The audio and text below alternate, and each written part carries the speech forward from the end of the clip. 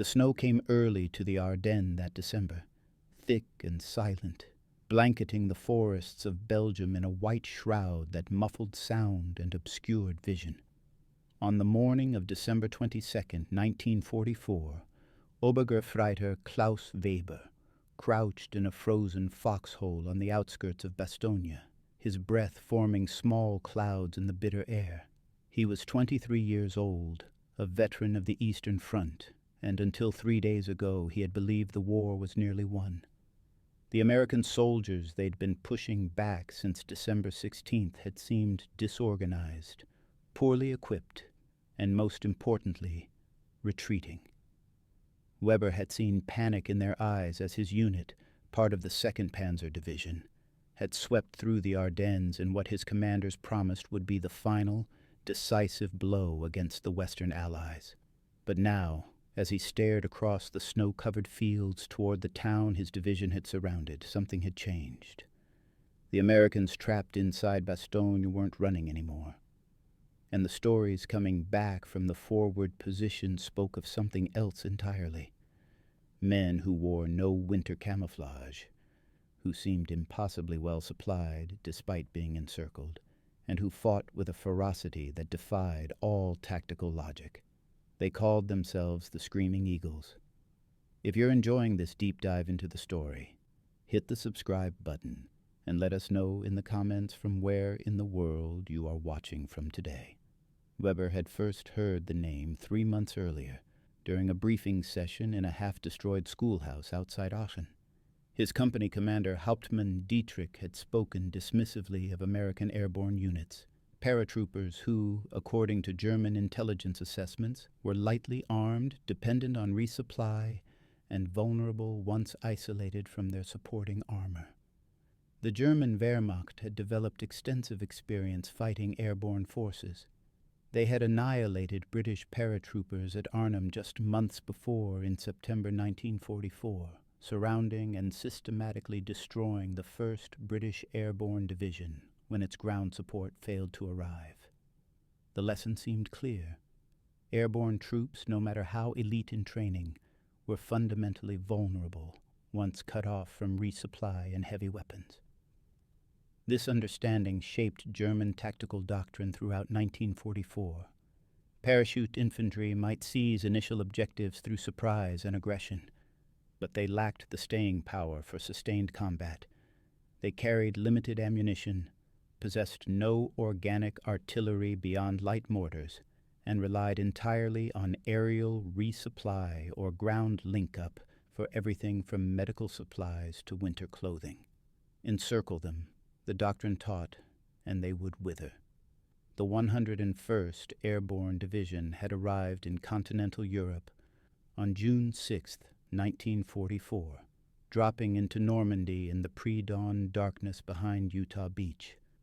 Weber knew this from captured intelligence documents and prisoner interrogations his unit had conducted in October.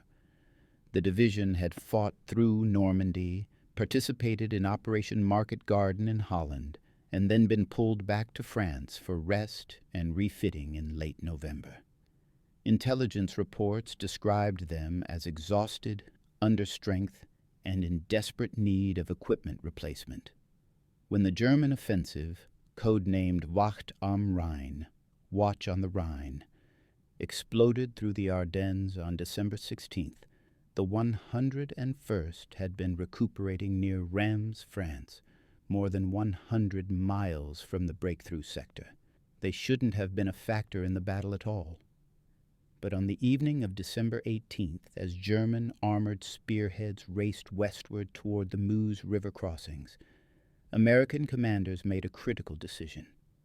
The strategic crossroads town of Bastogne, where 7 major roads converged in the heart of the Ardennes, needed to be held at all costs.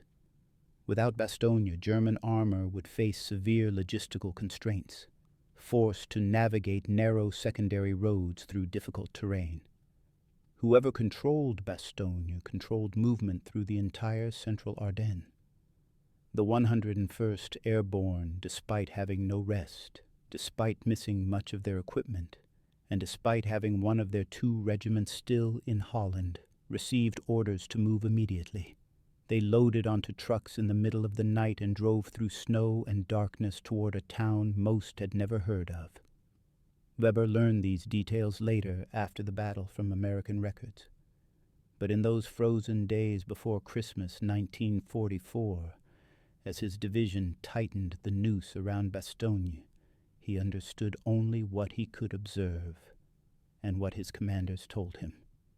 And what they told him was that the Americans trapped in the town were as good as destroyed. The German encirclement had been completed on December 21st. No supplies could reach the defenders by road. The weather had closed in, preventing aerial resupply. The Americans had no heavy tanks inside the perimeter, limited artillery ammunition, and faced elements of 7 German divisions, roughly 45,000 German troops surrounding approximately 13,000 Americans. The mathematics of the situation seemed inescapable. On December 22nd, the day Weber found himself staring toward Bastogne from his frozen foxhole, German commanders sent a surrender ultimatum to the American forces. The document, delivered under a flag of truce, outlined the hopeless military situation and promised honorable treatment for prisoners of war. It warned that if the Americans refused to surrender, German artillery would be compelled to destroy the town and everyone in it. The German officers who delivered this message expected acceptance. Surrounded forces cut off from resupply, facing overwhelming odds. Military history offered countless examples of honorable surrender under such circumstances. The response they received became one of the most famous moments of World War II. Brigadier General Anthony McAuliffe, acting commander of the 101st Airborne in Bastogne, sent back a single word: nuts. The German officers who received this response were genuinely confused. They had to ask American officers for clarification of the slang term. When they understood it meant a definitive rejection, they were stunned. From the German perspective, the American commander had just condemned his men to death for no tactical purpose. The Ardennes offensive was succeeding. German spearheads had already penetrated more than 50 miles into American lines. The weather prevented Allied air superiority from being brought to bear. This appeared to be Germany's greatest victory since the opening days of the campaign in Russia. What possible reason could the Americans have for refusing an honorable surrender? Weber, hunched in his foxhole, heard about the surrender refusal from a runner who brought rations and ammunition forward that afternoon. The news provoked a mixture of reactions among the German infantry. Some were angry. The Americans' refusal meant more casualties on both sides for an outcome that seemed inevitable. Others were puzzled, wondering if perhaps the American commander didn't understand how thoroughly surrounded he was. A few, Weber among them, felt something closer to unease. The Eastern Front had taught him that soldiers who refused to surrender often had good reason. Either they expected relief to arrive, or they possessed resources their enemy didn't know about, or they understood something about the strategic situation that battlefield observers couldn't see.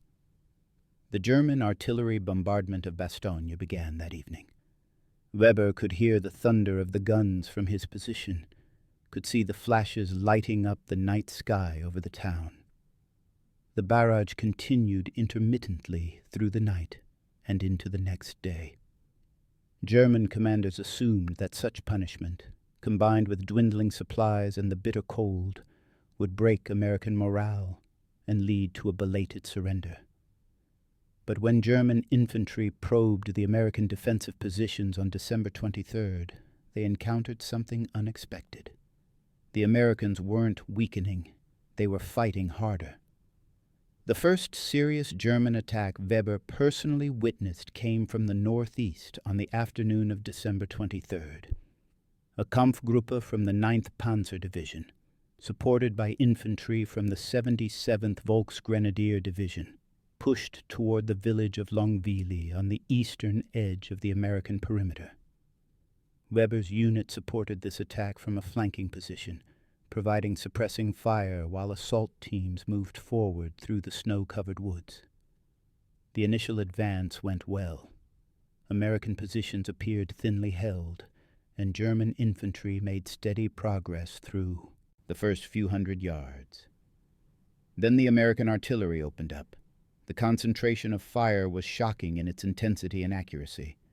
Shells, American 105 mm howitzer rounds, began falling with such precision that Weber's company commander immediately suspected forward observers with direct line of sight to the German positions. The barrage didn't let up. For 15 minutes, high explosive rounds walked back and forth across the German assembly areas, catching support troops, destroying equipment, and forcing the assault teams to ground. When the shelling finally stopped, the American infantry counterattacked. They came forward in small groups, using terrain expertly, their fire discipline suggesting professional soldiers rather than the green conscripts German intelligence had described. The attack stalled, then fell back.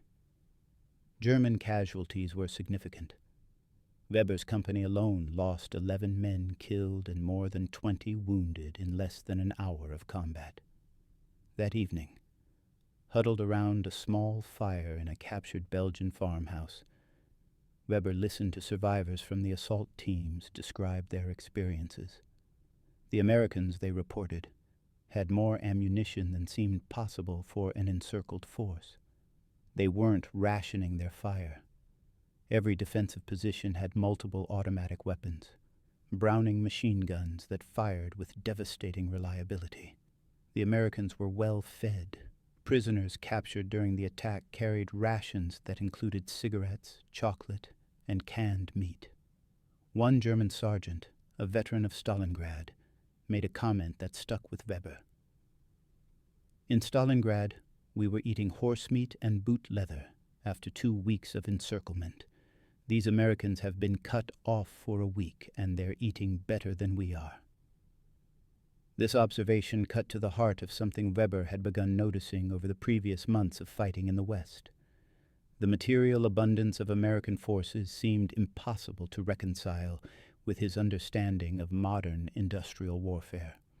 Germany had spent 5 years building a war economy, mobilizing every resource, conscripting all available labor, converting civilian industry to military production. The German people had accepted rationing, sacrifice, and total commitment to the war effort.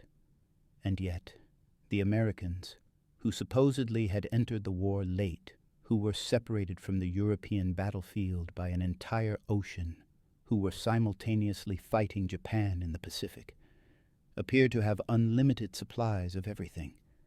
Their soldiers' uniforms were standardized and well made. Their boots were waterproof. Their vehicles were reliable. They seemed to waste ammunition and equipment with a casualness that suggested they could simply order more whenever they wanted. The reality was even more extreme than Weber could have imagined. In 1944, the United States produced more military equipment than all other combatant nations combined. American factories turned out roughly 96,000 aircraft that year, compared to Germany's roughly 40,000. American shipyards launched multiple aircraft carriers, battleships, and hundreds of cargo vessels. The United States manufactured more than 17,000 tanks in 1944, while Germany produced approximately 19,000 for the entire war. But these raw production numbers only tell part of the story.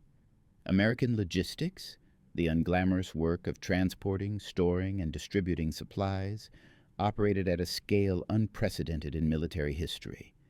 Every American division in Europe received a carefully calculated daily supply allotment that assumed intense combat operations.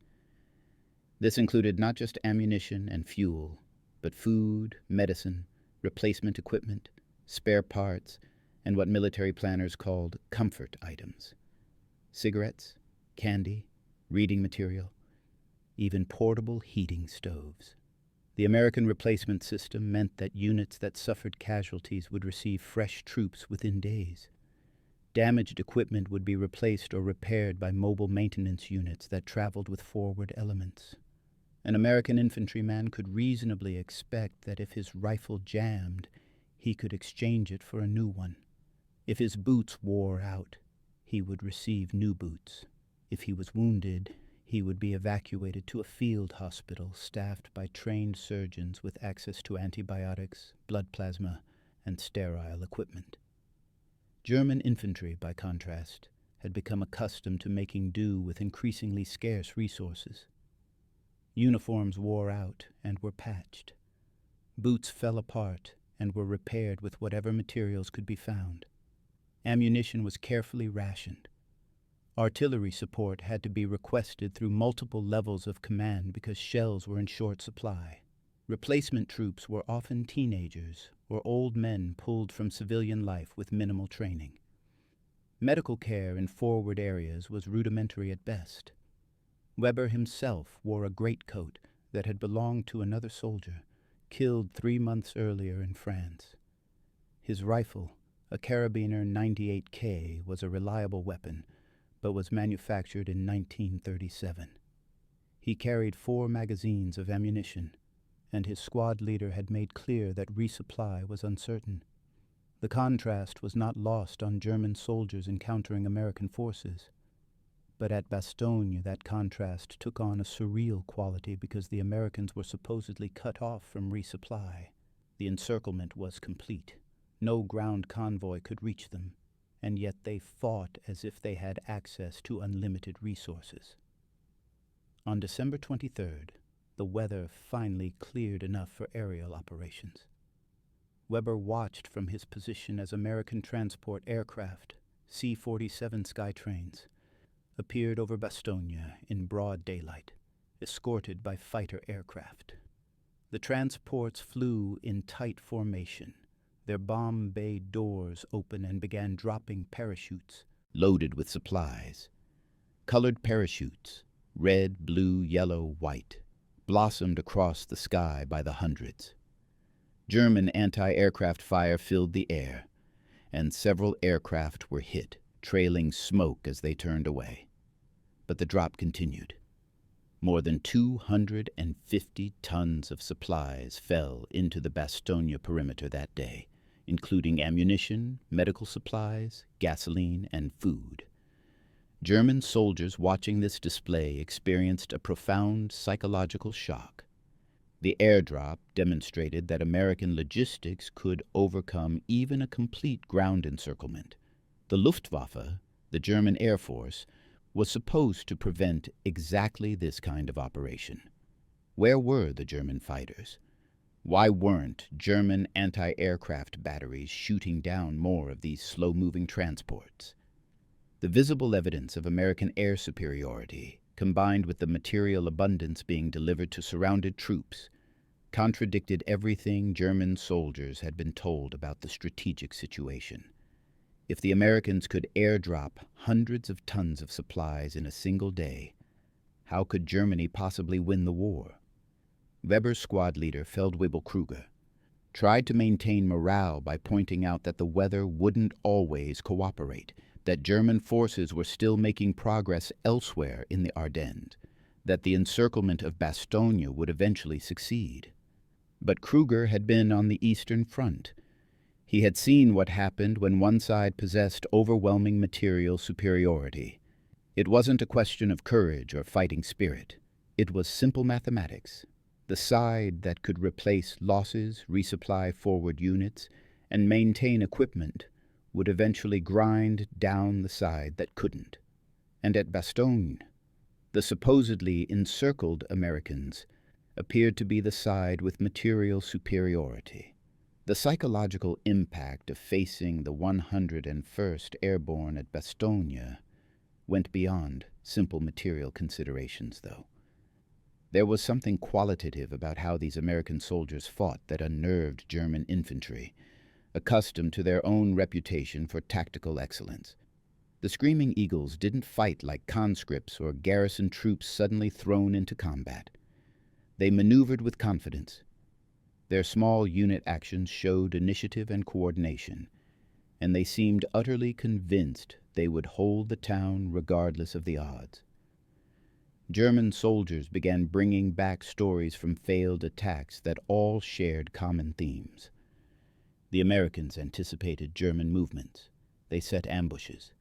They counterattacked at unexpected moments. Their defensive positions were expertly prepared, with overlapping fields of fire and fallback positions already prepared. If you find this story engaging, please take a moment to subscribe and enable notifications. It helps us continue producing in-depth content like this. On Christmas Eve, 1944, Weber's unit participated in a major German assault against the northwestern sector of the Bastogne perimeter near the village of Champs. This attack involved elements of the 2nd Panzer Division supported by the Panzer Lehr Division, elite German mechanized units that had spearheaded the Ardennes offensive. The assault began before dawn, with an artillery preparation that lit up the frozen landscape. German armor moved forward through the snow, accompanied by infantry assault teams that had trained for this kind of combined arms operation. The objective was to break through the American lines, split the Bastogne defense, and open a route into the town itself. The attack ran into elements of the 101st Airborne's 327th Glider Infantry Regiment, supported by elements of the 705th Tank Destroyer Battalion. The American defense demonstrated tactical proficiency that shocked the German attackers. Instead of trying to stop German armor at the forward edge of their positions, the Americans had prepared a defense in depth. They let German tanks penetrate into a kill zone where American tank destroyers and anti-tank guns could engage from multiple angles. German infantry following the armor found themselves caught in pre-planned artillery barrages and machine gun fire from positions they hadn't detected during reconnaissance. The battle lasted through the morning and into the afternoon. By nightfall, the attack had failed. German armor losses were substantial. Several Panthers and Panzer IVs destroyed or disabled. Infantry casualties were heavy, and the American line held. Weber, who had been part of a flanking unit that tried to exploit what was supposed to be the breakthrough, spent Christmas Eve pulling back through snow that had turned pink with blood from wounded men who couldn't be immediately evacuated. His ears still rang from artillery fire. His hands shook from exhaustion and cold, and his mind struggled to process what he had witnessed. The Americans weren't just defending, they were winning. Surrounded, outnumbered, supposedly cut off from resupply, the 101st Airborne Division was defeating attack after attack by German forces that should have overwhelmed them. The Christmas Day attack from the northwest involved a similar pattern. German forces from the 9th SS Panzer Division and the 15th Panzer Grenadier Division hit American positions in the villages of Hemroulu and Champs.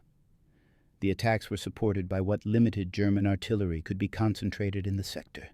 German ammunition supplies were becoming critically short due to the extended supply lines and poor road conditions. The American response was devastating. Artillery fire from positions inside Bastogne fell with such accuracy and volume that German officers suspected the Americans had forward observers infiltrated behind German lines. The American defenders held every position, counterattacked when German infantry achieved temporary penetrations and inflicted casualties that German units could not afford to sustain. By December 26th, the strategic situation had changed fundamentally. General Patton's Third Army had broken through German lines south of Bastogne and established ground contact with the defenders. The encirclement was broken. Within days, American supplies began flowing into the town by road, supplementing the aerial resupply that had continued whenever weather permitted. The German offensive in the Ardennes had failed to achieve its primary objectives. American defensive lines had bent but not broken. German armor spearheads had been stopped short of the Meuse River, and the 101st Airborne Division at Bastogne had become a symbol of American defensive capability that would echo through the remainder of the war. For Weber, the psychological impact of Bastogne went far beyond the tactical defeat. He had entered the battle believing in German military superiority, not in numbers or production, but in training, experience, and fighting spirit. The Wehrmacht had conquered most of Europe in less than 2 years.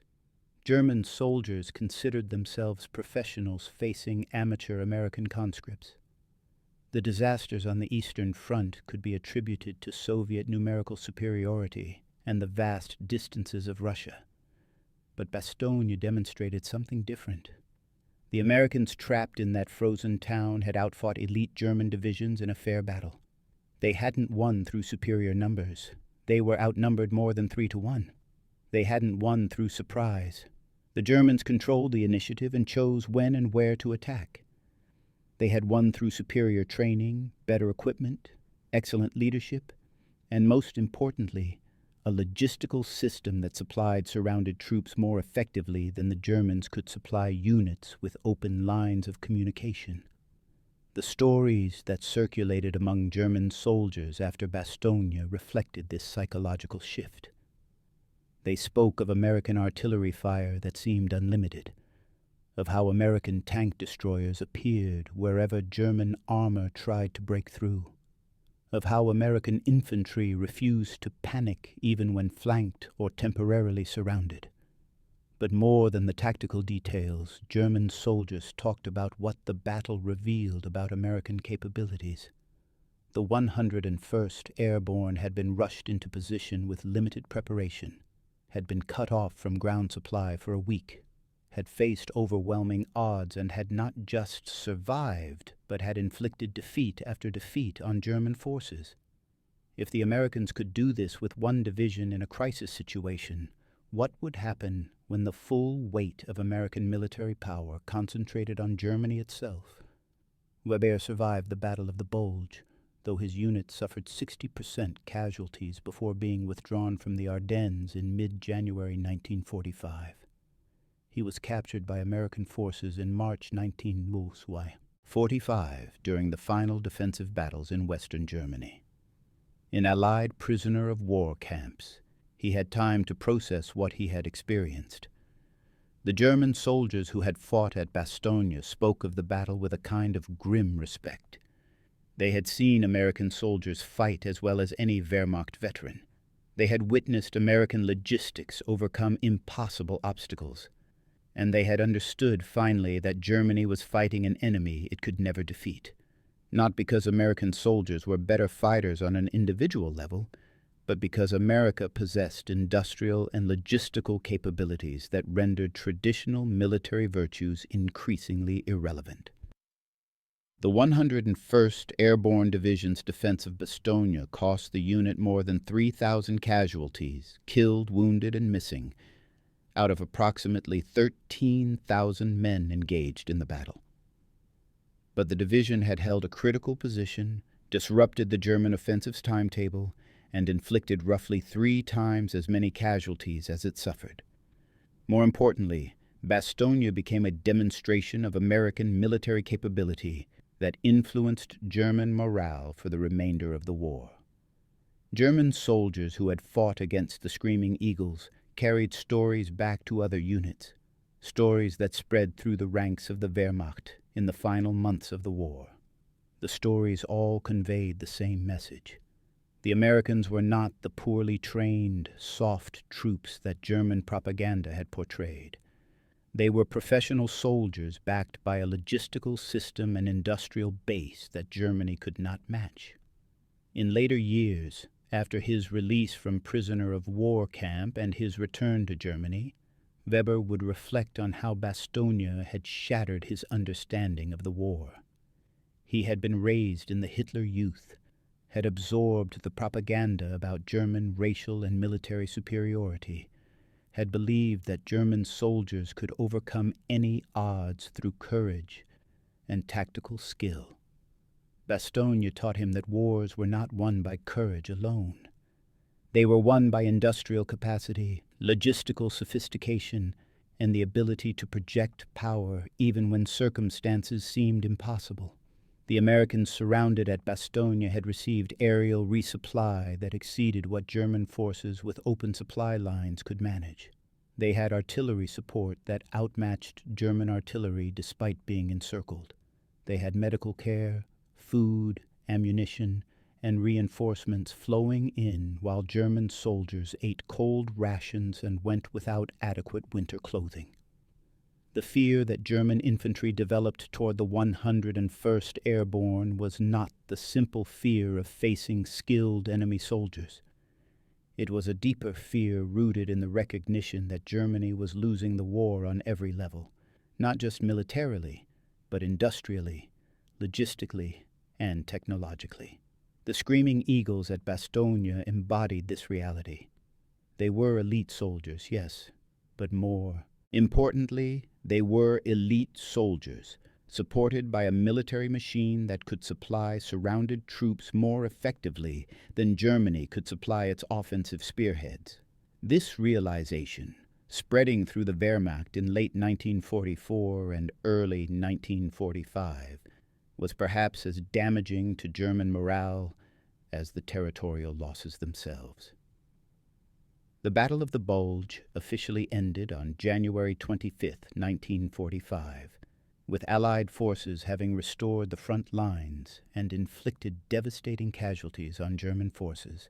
The Wehrmacht lost approximately 100,000 men killed, wounded, or captured, along with hundreds of tanks and thousands of vehicles. American casualties were substantial, roughly 89,000 killed, wounded, or captured. But the United States could replace these losses. Germany could not. More critically, the Ardennes offensive had consumed Germany's last strategic reserve, the fuel supplies that had been hoarded for the attack, and the morale of soldiers who had believed, briefly, that the war might still be won.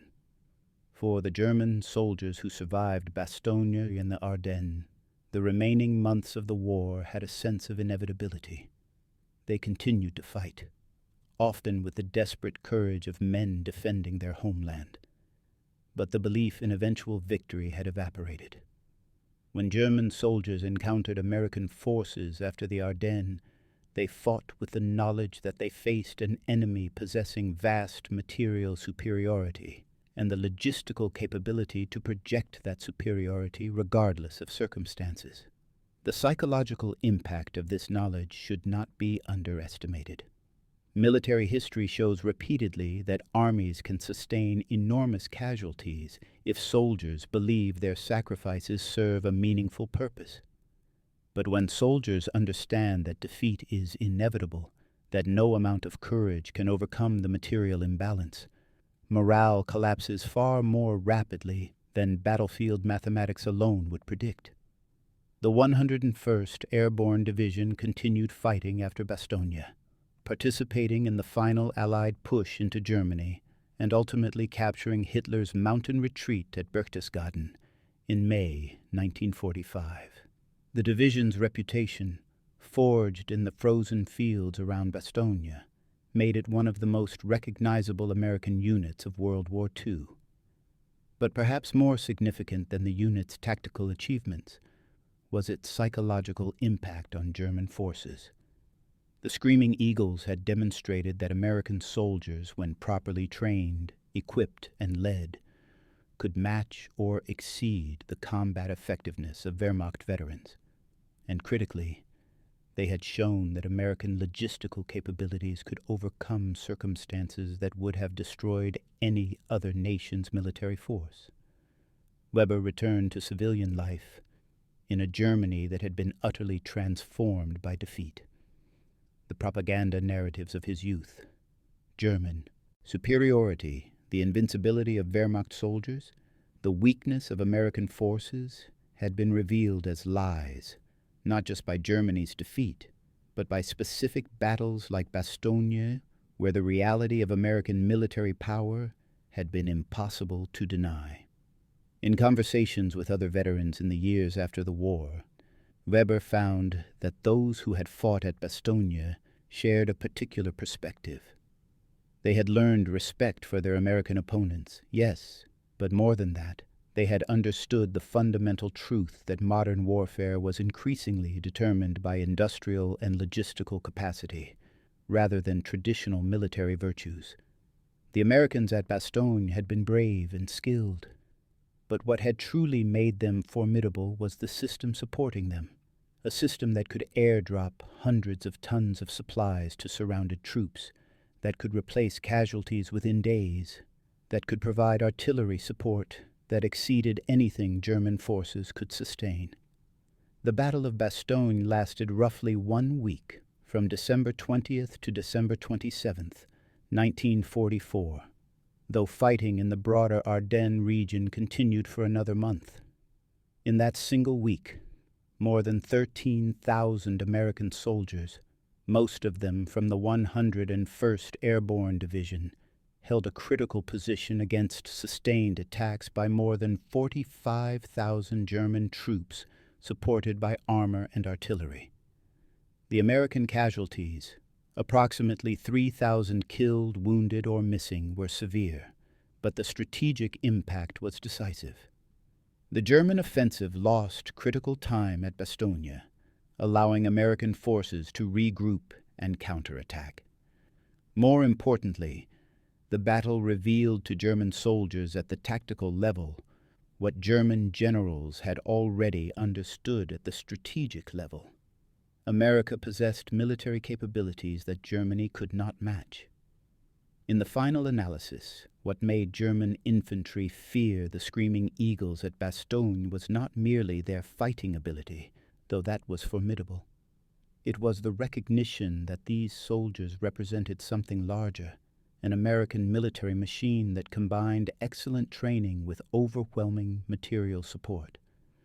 German propaganda had taught soldiers that Americans were soft, undisciplined, and dependent on material advantages to compensate for lack of fighting spirit. Bastogne shattered that narrative completely. The Americans trapped in that frozen town had demonstrated fighting spirit that matched any Wehrmacht unit, supported by logistical capabilities that exceeded anything in German experience. The fear that developed among German infantry was the fear of fighting an enemy that could not be defeated through courage or tactical skill alone, because that enemy possessed industrial and logistical resources that rendered traditional military calculations obsolete. Weber spent the rest of his life trying to reconcile his experiences with the propaganda he had absorbed as a young man. He had been taught that Germans were superior warriors, that American soldiers were poorly trained conscripts, that German tactical doctrine and fighting spirit would overcome material disadvantages. Bastogne had taught him that all of these beliefs were dangerously wrong. The Americans he had fought at Bastogne were professional soldiers who understood their craft as well as any Wehrmacht veteran. Their tactical doctrine was sound, their leadership was competent, and critically, they were supported by a logistical system that German forces could not match even under ideal circumstances. The image of hundreds of colored parachutes falling over Bastogne on December 23rd, supplying surrounded troops more effectively than Germany could supply its offensive spearheads, became for Weber a symbol of why Germany lost the war. It wasn't that German soldiers weren't brave or skilled. It was that they were fighting an enemy that possessed capabilities that made traditional military virtues insufficient. Thank you for watching. For more detailed historical breakdowns, check out the other videos on your screen now and don't forget to subscribe.